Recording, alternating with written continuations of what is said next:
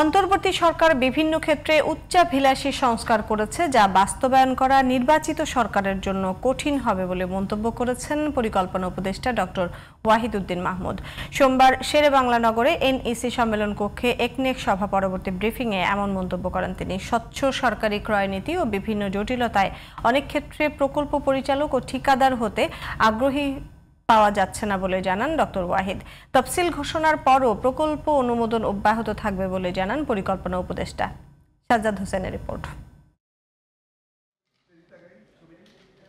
সোমবার সকালে শেরেবাংলা নগরে পরিকল্পনা মন্ত্রণালয়ের এনইসি সম্মেলন কক্ষে প্রধান উপদেষ্টা অধ্যাপক মোহাম্মদ ইউনূসের সভাপতিত্বে জাতীয় অর্থনৈতিক পরিষদের নির্বাহী কমিটি একনেকের বৈঠক অনুষ্ঠিত হয়।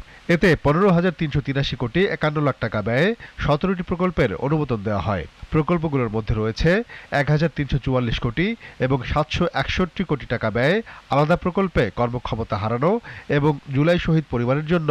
এছাড়া মেট্রো রেলের লাইন 6 প্রকল্পে 754 কোটি টাকা ব্যয় হ্রাস করে তৃতীয়বারের মতো সংশোধিত প্রকল্পের অনুমোদন দেওয়া হয় সভায়। একনেক সভা পরবর্তী ব্রিফিংয়ে পরিকল্পনা উপদেষ্টা বলেন, প্রকল্প বাস্তবায়নে সরকারের বাইরে থাকা বিশেষজ্ঞ দিয়েও নিরীক্ষণের ধারা যুক্ত করা হচ্ছে। বর্তমান সরকারের উচ্চাভিলাষী সংস্কার কার্যক্রম অব্যাহত রাখা পরবর্তী সরকারের জন্য কঠিন হবে বলেও মন্তব্য করেন তিনি।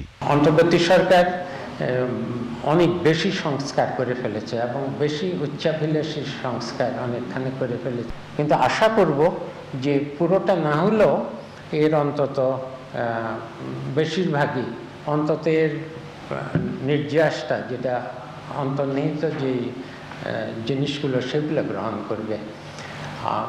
কারণ নির্বাচিত সংশোধিত হলো তারাই তো সবচেয়ে জনগণের চাহিদার সাথে মিল রাখতে পারবে।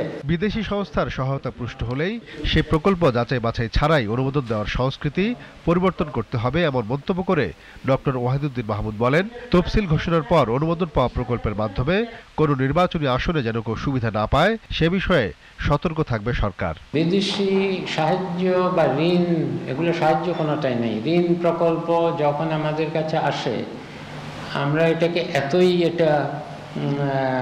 কি বলবো, এমন সেক্রেট জিনিস মনে করি যেটা তার হাত দেওয়া যাবে না। এটা একটা প্যাকেজ এবং মন্ত্রণালয় এটাকে সরাসরি এটার এই চুক্তি হয়ে গেছে, আর বেশি কিছু দেখার নাই, এখনই পাঠিয়ে দেন, এখনই সই করে ফেলি।